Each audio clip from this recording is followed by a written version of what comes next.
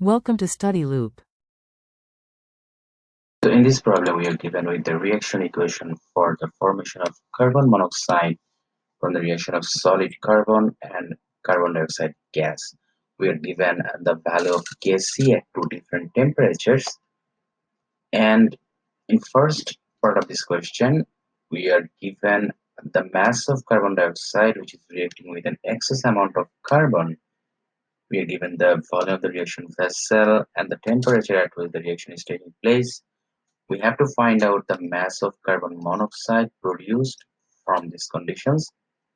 So to do that, what we have to do is we have to find out the equilibrium concentration of carbon dioxide. And to find out the equilibrium concentration of carbon dioxide, what we have to do is we have to know the initial concentration. So we have to know the equilibrium concentration of carbon monoxide. And to know that, first you have to know the initial concentration of carbon dioxide from the mass given and from the volume given. And from the initial concentration of carbon dioxide setting up an ice table, we can find the equilibrium concentration of both carbon dioxide and carbon monoxide. And from that, comparing those values with setting up an expression for the equilibrium constant in terms of molarity Kc, we can find out the equilibrium concentration of carbon monoxide.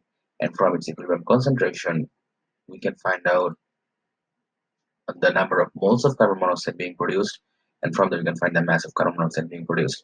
Same way, in the part B of this question, we have to find out the mass of carbon which is being consumed. We can use the same process, just going up to the ice table and then um, using the value of the change in the concentration of carbon dioxide will be also the change in the concentration of carbon. And from the change we can find out the mass of carbon being consumed.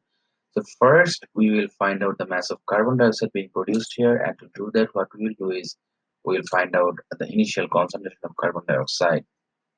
And to know the initial concentration of carbon dioxide, we need to know the number of moles of initial carbon dioxide, that will be mass over molar mass. So the mass of carbon dioxide is given as 25 gram, and the molar mass is 44.01 gram per mole.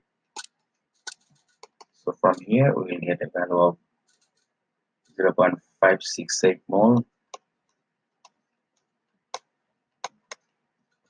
and then dividing this by the volume of the solution the reaction vessel, which is 3 liter, we can get the initial concentration of carbon dioxide. So it will be the number of moles over the volume, which is 3 liter, and this will give us a value of 0.189 mole per liter, or molar. So this is the initial concentration of carbon dioxide. Now we will set up an ice table based on this to know the equilibrium concentration of the components. So the reaction is carbon reacting with carbon dioxide, giving us 2 carbon monoxide.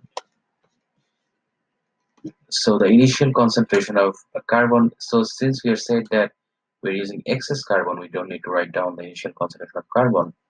So the initial concentration of carbon dioxide we have just calculated as 0.189 molar, and initial concentration of the product will be 0.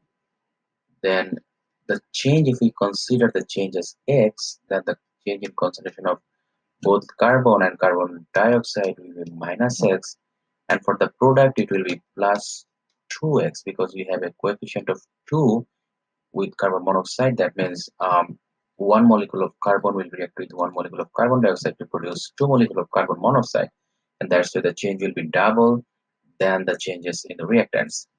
And then the equilibrium concentration, we don't need to write down the equilibrium concentration for the carbon since it's a solid, and we will not include that in the equilibrium constant expression.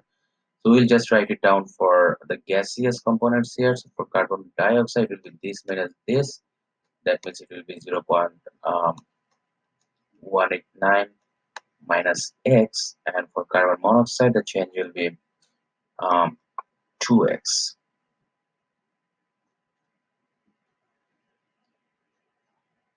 So now what we have to do is we have to set up an expression for the equilibrium constant value Kc. So the value of Kc will be the gaseous products concentration over gaseous reactant concentration. So it will be concentration of CO on the numerator, and since that there is a coefficient of 2, it will be raised up as a power. It will be put over the concentration of gaseous reactant, which is CO2. And then if we know the value of Kc, so this reaction is taking place at 1000 Kelvin, and 1000 Kelvin value of Kc is 1.9. So we'll put the value of 1.9 here, and since the equilibrium concentration of CO is 2x, we can write 2x whole square or 4x square. It will be put over the CO2 concentration, which is 0.189 minus x. Now if we rearrange this equation, we will get an equation like 4x square plus 1.9x minus 0.359 equal to 0, which is a quadratic equation. And if we solve this equation by applying the formula of x equal to minus b plus minus b square minus 4ac, so it will be minus b, which is 1.9, plus minus b square minus 4ac, so minus 4a is also 4, so 4 times 4 times minus 0.359, that means this minus will be plus, times 0.359, and on at the bottom we will have 2a, that means 2 times a is 4, that means 2 times 4. And if we solve this, we'll get two values for this plus minus, and the values are 0.145 or 0. Or minus 0.620, 0.145 or minus 0.620. And since this is the value of concentration, and concentration cannot be negative, that means we will ignore this value and we'll just take this value, that means this is our value of x. So this is also, now if we need to find out the equilibrium concentration of carbon monoxide or the carbon monoxide produced, so the carbon monoxide produced is 2x, that means we have to just multiply this by 2 to get the equilibrium concentration, or the concentration of carbon monoxide produced will be 2 times 0.145, will give us 0.29 molar. So this is the concentration of the carbon monoxide produced. So now to find out the mass of carbon monoxide produced, what we have to do is we have to find out the number of moles of carbon monoxide from here, and from there we can find the mass of carbon monoxide. So the number of moles of carbon monoxide will be the concentration times volume. It will be 0.29 molar or mole per liter times the volume, which is 3 liter, and this will give us a value of 0.87 mole. And from there we can find out the mass of carbon monoxide, which will give us, so to find out the mass we just need to multiply this number of moles by the molar mass, so it will be 0.87 mole times the mass of carbon, the molar mass of carbon monoxide, which is 28.01, and it will give us it is 20.1 gram per mole, and this will give us a value of 24.36 gram. So this is the mass of carbon monoxide being produced from the reaction conditions. Now the second part, we have to find out the mass of carbon which is being consumed. So from the ice table you can see that the amount of carbon being consumed is also x. That means the value of x we just found 0.145. This is the concentration of carbon monoxide, the concentration of carbon being consumed. That means the concentration of carbon being consumed is 0.145 molar. And from here again we'll find out the number of carbon being consumed. So the number of moles of carbon being consumed, that will be the concentration of carbon being consumed times the volume of the reaction vessel, which will give us the number of moles at 0.435 mole. And again from there we can find out the mass of carbon being consumed, which will be number of moles times molar mass. So the molar mass of carbon is 12.01 gram per mole, and from here you can find the mass of carbon which is consumed. So this is the mass of carbon which is consumed in this reaction. Now in part C of this question, we are asked to find out if the reaction is moved to a smaller vessel, whether the yield of CO will be greater or smaller. So to answer this question, we have to look at the balanced reaction equation here.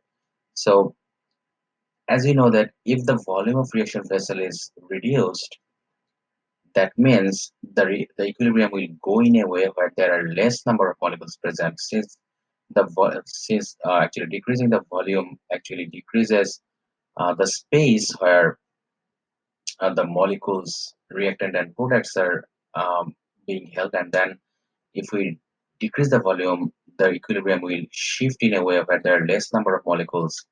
So if we look at the balanced equation, we can see that in the product side we have two molecules, and the reactant side we have one plus one, two molecules.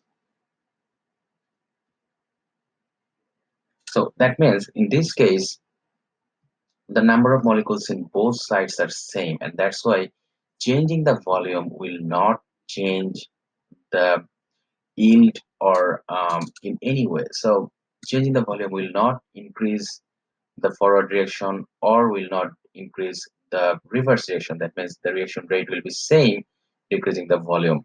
That means there will be um, so the yield of carbon monoxide will remain same if we transfer the reaction to a smaller vessel. And then in part D of this question, we are asked if the reaction is endothermic or exothermic. And to do that, we have to look at the Kc value at two different temperatures. So the Kc value at 1000 K temperature is 1.9, and at 298 K it is 0.133. That means decreasing the temperature is decreasing the value of Kc. And we know that the value of Kc, a higher value of Kc means a higher yield of carbon, a higher yield of product. That means since with the decreasing temperature, the value of Kc is decreasing. That means at lower temperature, the forward reaction rate is um, small, or the forward reaction rate also decreases at lower temperature, and that means increasing the temperature increases our product. And that's and we know that if in case of a reaction increasing the temperature increases the product, that means that reaction utilizes that temperature, and that means the reaction is endothermic.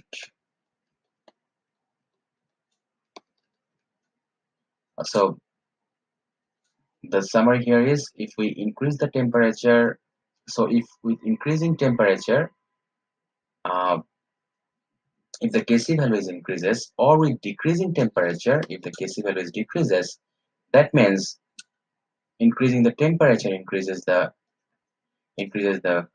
concentration or yield of the product, and that means that the forward reaction is endothermic, and that means the overall reaction is endothermic.